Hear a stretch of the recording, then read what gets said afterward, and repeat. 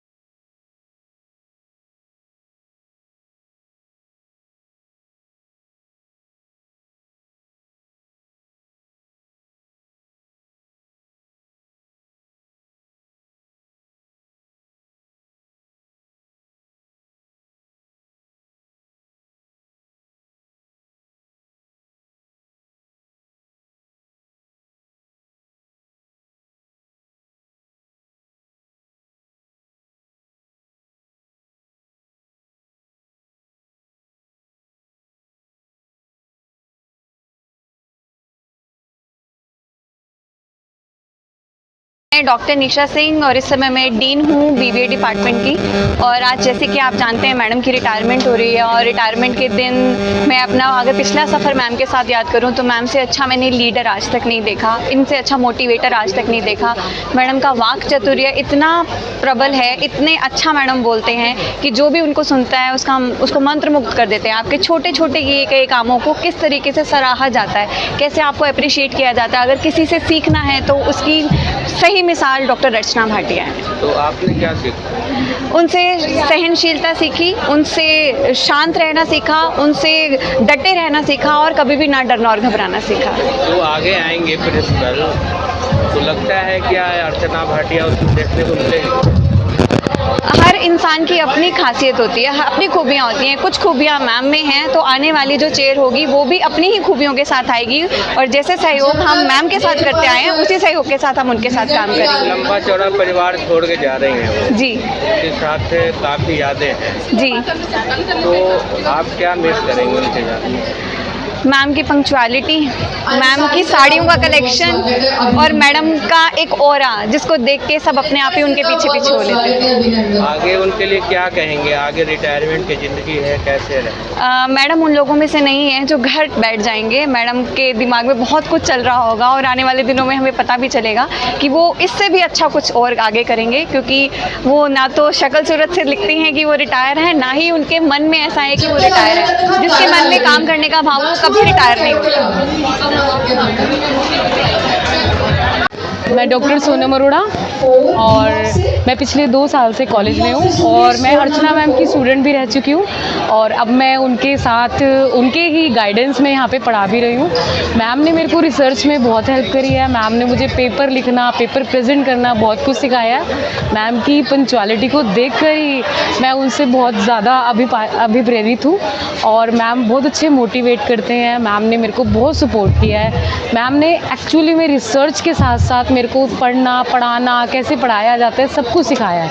मैं मैम को बहुत ज़्यादा थैंक्स करती हूँ। आज उनकी रिटायरमेंट पे मेरी आंखें नम भी हैं और मैं खुश भी हूँ, बट मुझे पता है मैम कभी खाली नहीं बैठने वाले। मैम आगे भी हमें सपोर्ट करेंगे, जैसे आज कर रहे हैं वो हमें हमेशा करते रहेंगे। तो क्या लगता है इनके रिटायरमेंट के बाद मैं उनकी साड़ीज़ मिस करूँगी, उनकी पंक्चुअलिटी, उनका समझाना, उनके रिसर्च पेपर, मैं हर तरह से उनको मिस करूँगी। पिछले 38 सालों से सेवा दी है इस कॉलेज में, तो आपने क्या सीखा उनसे जो आगे बच्चों में भी ज़्यादा आपको? पंक्चुअलिटी, मैम आज तक 1 मिनट भी कभी लेट नहीं हुई। अगर वो कभी लेट भी हुई है तो उन्होंने ऑफ ले लिया, बट उन्होंने इस कॉलेज में 1 मिनट भी लेट कदम नहीं रखा। मैम बहुत सपोर्टिव हैं। मैम ने बच्चों को भी बहुत सपोर्ट किया है, टीचर्स को भी बहुत सपोर्ट किया और मैम ने कॉलेज के लिए भी बहुत कुछ किया है।